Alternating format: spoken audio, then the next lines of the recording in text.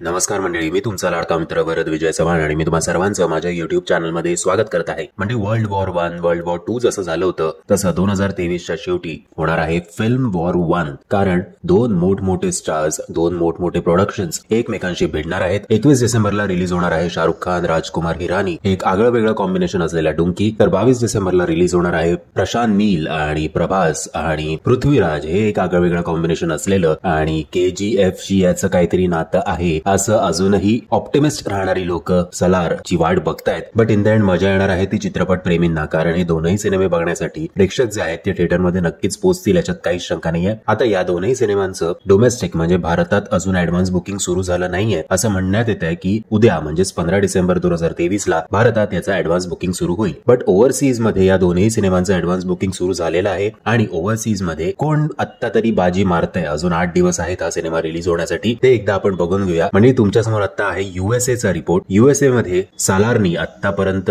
750K चं advance booking त्याचं झालेलं आहे. तर डुंकीचं 185K. UK मध्ये तुम्ही बघू शकता सालारचं झालं आहे 120K, डुंकीचं 70K. ऑस्ट्रेलिया न्यूझीलंड मध्ये झालेलं आहे सालारचं 130K, तर डुंकीचं 120K. गल्फ मध्ये झालं होतं सालारचं 80K, तर डुंकीचं 90K. इकडे जरा डुंकी डोक्यावर काढताना आपल्याला पहिल्यांदा दिसतोय. युरोपमध्ये सालारचं 45K, तर डुंकीचं 65K. इकडे सुद्धा डुंकी पुढे आहे. आणि रेस्ट ऑफ द वर्ल्ड मध्ये सालार 30K, तर डुंकी 38K. सो आता तरी दोनही सिनेमे काही एका राज्यात हा बाजी मारतोय, एका देशात तो बाजी मारतोय असं म्हणायला काही हरकत नाही. स्क्रीन वाईज बघायला गेलं तर डुंकीला कमी स्क्रीन्स मिळालेल्या आहेत आणि डुंकीने आतापर्यंत ऑलमोस्ट 5400 तिकीट्स 320 लोकेशन्स मध्ये 915 शोज मध्ये विकलेले आहेत. आणि हेच शोज जर तुम्ही कम्पेअर कराल सलारशी, तर सलारनी आतापर्यंत 20,400 जवळजवळ तिकीट्स त्यांनी विकलेले आहेत. 1100 शोज यांना फक्त US मध्ये मिळालेले आहेत. सो एक खूप मोठा फरक आपल्याला ऍडव्हान्स बुकिंग ओव्हरसीज मध्ये या दोनही सिनेमांमध्ये सलार बाजी मारताना दिसतोय. पुन्हा एकदा डायनॉसॉर जो आहे तो शाहरुखला खाताना दिसतोय. बट डुंकी त्या प्रकारचा सिनेमा नाहीये की ज्याला ऍडव्हान्स बुकिंग भरपूर मिळेल. बट हो,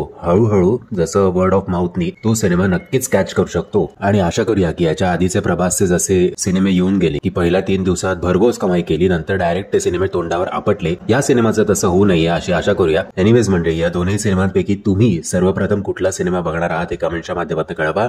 आणि जर तुम्हाला हा व्हिडिओ आवडला असेल तर प्लीज या व्हिडिओला लाईक, शेअर आणि चॅनलला सबस्क्राईब करायला विसरू नका. जय हिंद, जय महाराष्ट्र.